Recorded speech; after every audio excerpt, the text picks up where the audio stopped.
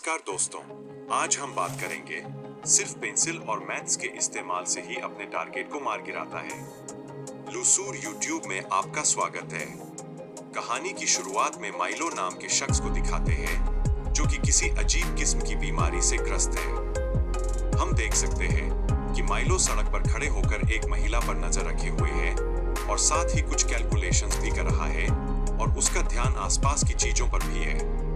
Milo ने एक mail box के ऊपर एक ब्लू कलर का पेन रख दिया जिससे एक बड़ा चेन रिएक्शन हो सकता था। एक टैक्सी जो तेजी में आ रही थी वह गड्ढे से होते हुए गई जिसकी वजह से मेल बॉक्स की तरफ छींटे पड़े और ब्लू पेन जमीन पर गिर गए। इस पूरे सिनेरियो को देखकर हमें पता चलता है कि माइलो ने एक सोची समझी साजिश रची थी महिला को मारने के लिए। उसका मर्डर करने का तरीका काफी कैजुअल था जिसके चलते पुलिस उसे अभी तक नहीं पकड़ पाई। इससे पहले भी उसने एक मर्डर किया था, वो भी इसी टेक्निक से। इधर एफबीआई का हेडक्वार्टर दिखाते हैं जहां पर एक स्पेशल फोर्स बनाई जा रही थी ताकि पिछले कुछ दिनों में हुए यह एक्सीडेंट जैसे दिखने वाले मर्डर के पीछे की सच्चाई जानी जा सके। फिर हम ओलिविया को देखते हैं जो कि काफी थकी हुई है और वह बहुत टाइम बाद वापस ड्यूटी पर आई है। पिछले मिशन में ओलिविया काफी घायल हो गई थी, इसलिए वह एक लंबी छुट्टी लेने के बाद अब फिर से कमान संभालने वाली है। इधर प्रोफेसर अपने जूनियर से बात कर रहे हैं, वह भी ओलिविया के बारे में। उन्होंने बताया कि ओलिविया को इस माहौल में ढलने में इसलिए दिक्कत हो रही है क्योंकि वह असली ओलिविया नहीं है, बल्कि वह तो एक डुप्लीकेटर है जिसे खुद नहीं पता कि वह सिर्फ एक डॉपली इंस्टिगेशन के लिए पहुंचती है। इनकी टीम को लीड कर रहा था एजेंट ली। ओलिविया बस ड्राइवर से पूछताछ कर रही थी। बस ड्राइवर ने बताया कि उसने अपने पूरे करियर में आज तक किसी हिरन को भी नहीं मारा, तो वह भला इंसान को कैसे टक्कर मार सकता है।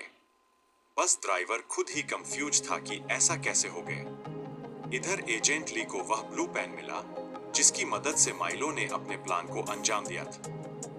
ओलिविया ने और लोगों से भी बात की, जैसे कि फ्रूट वाला, साइकिल वाला और आसपास के बाकी लोग, जिससे उसे पता चला कि आर्टिस्ट वह ब्लू पेन उठाने के लिए आगे बढ़ा था। ठीक उसी वक्त साइकिल वाले ने उसे टक्कर मारी और फिर यह चेन रिएक्शन स्टार्ट हो गए। ली को भी ध्यान आ गया कि पिछले केस में भी यह ब्लू पेन कॉमन था। अब एफबीआई हेडक्वार्टर्स में एजेंट ली और चार्ल्स पिछले सिमिलर केसेस की सीसीटीवी फुटेज देख रहे थे और उन्हें हर फुटेज में वह बॉल पेन दिखी। इसका मतलब जरूर किसी ने मैथ्स का इस्तेमाल ए से सीजीएल निकालने के बजाय किसी और काम में किया है।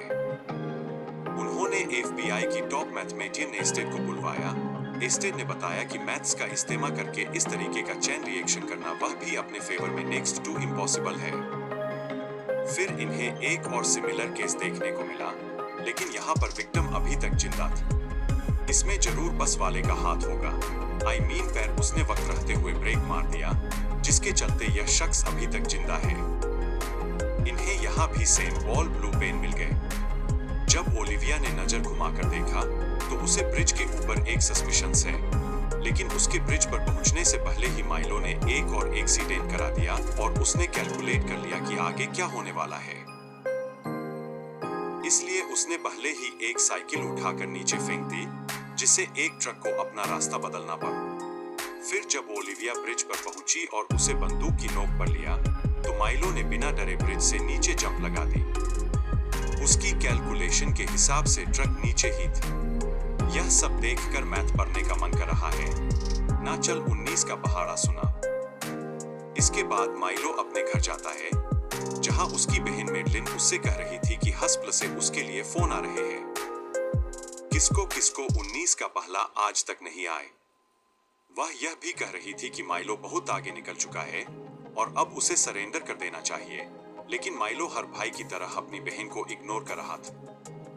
फिर जब मेडलिन लगातार उससे बात करती रही तो माइलो उसके बोलने से पहले ही उसका सेंटेंस कंप्लीट कर देता। यह एकदम कमाल की बात है कि अपनी कैलकुलेशंस के हिसाब से माइलो यह भी बता पा रहा था कि मेडलिन क्या बोलेगी। जब मेडलिन को लगा कि माइलो चुप नहीं होगा तो उसने उसे लकड़ी का घोड़ा दिखा दिया, जिसे देखते ही माइलो का ध्यान भटक गया और वह शांत हो गए। दरअसल माइलो के ऊपर एक एक्सपेरिमेंट हुआ था जिसके चलते उसकी मैथ्स इतनी हाई फाई हो गई। दूसरी तरफ हम एजेंट ली को देखते हैं जो अपने जले हुए चेहरे का चेकअप कराने के लिए हॉस्पिटल आया था। उसने जाने से पहले ओलिविया से कहा कि उसे जल्दी उस इंसान को पकड़ना होगा जो एक पेन से पूरे शहर में तबाही मचा रहा है। कि किसी ने सच ही कहा है कि कलम में सबसे ज्यादा ताकत होती है। इस बात को माइलो ने ज्यादा ही सीरियस ले लिया। अब ओलिविया ने वारदात की जगह मौजूद लोगों से बात की और साथ ही यह भी पता लगाया कि जिन 3 लोगों की मौत हुई है उनके बीच आपस में कोई कनेक्शन है या नहीं। गैस बोर्ड उन तीनों के बीच कनेक्शन है। वो तीनों ही एक मेडिकल सेंटर से जुड़े हुए थे। ओलिविया जब यहाँ पर आई तो उसे जल्दी पता चल गया कि उनका सस्पेक्ट माइलो इसी मेडिकल सेंटर का पेशेंट है, जिस पर एक एक्सपेरिमेंट हुआ था जिसके चलते उसकी मैथ्स अच्छी हो गई, कुछ ज्यादा ही अच्छी। माइलो को उसकी बहन मेडलिन का सुपरविजन में बाहर भेजा गया था और जब मेडिकल सेंटर वालों ने माइलो को कांटेक्ट करने की कोशिश की तो उसने ना तो फोन उठाया और ना ही वह अभी तक वापस आए। इसके बाद ओलिविया मेडलिन के घर पहुंच गई और उसने मेडलिन को सारी सिचुएशन बता दी कि अगर माइलो सरेंडर कर देगा तो उसकी जान बच जाएगी। मेडलिन ओलिविया की बात समझ गई और उसने माइलो का पता दे दिया जो कि एक होटल में रुका हुआ था। तो अब ओलिविया बिना किसी सिक्योरिटी के माइलो को पकड़ने निकल गया। माइलो ने खिड़की से उसे और उसके पार्टनर को आते हुए देख लिया।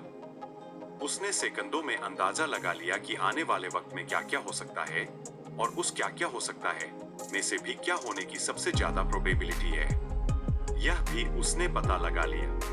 अगर ओलिविया माइलो के हिसाब से चली तो वह एक ऐसी फैक्ट्री में पहुंच जाएगी जहां पर ऑक्सीजन की मात्रा बहुत कम है और फिर ईंटों के गिरने से उसकी मौत तय है।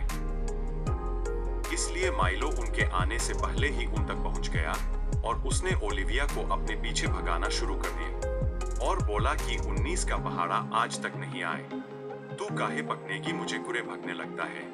वो उसे अपने पीछे भगाते भगाते उसी फैक्ट्री तक ले गया जहां पर ऑक्सीजन की कमी थी।